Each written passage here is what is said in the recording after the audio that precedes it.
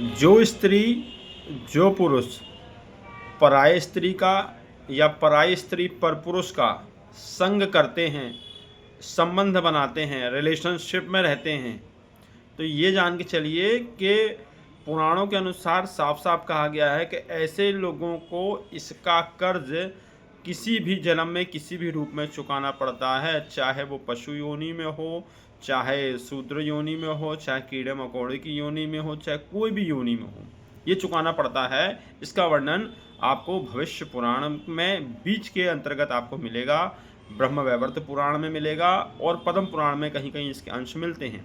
मिलता क्या है, उसमें कहा गया है कि यदि कोई स्त्री पराय पुरुष का, यदि कोई पुरुष पराई स्त्री का संपर्क करता है, रिलेशंस बनाता है, जैसे आजकल का समय चल रहा है ना कि लिव इन रिलेशनशिप में रहने का, दो दो तीन तीन चार चार लोग लिव इन रिलेशनशिप में रहते हैं, तो इसे अच्छा नहीं माना गया है। ये पति पत्नी का संबंध शास्त्र में शारीरिक रिलेशनशिप केवल विवाह के बाद ही अनुमति इसको दी गई है, उससे पहले नहीं।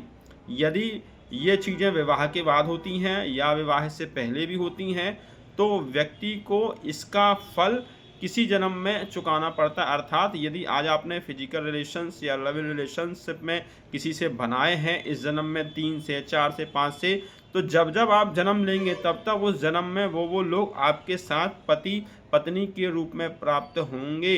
ये कर्ज चुकाना पड़ता है, शास्त्र में इसके बारे में बहुत अच्छा दिया गया है।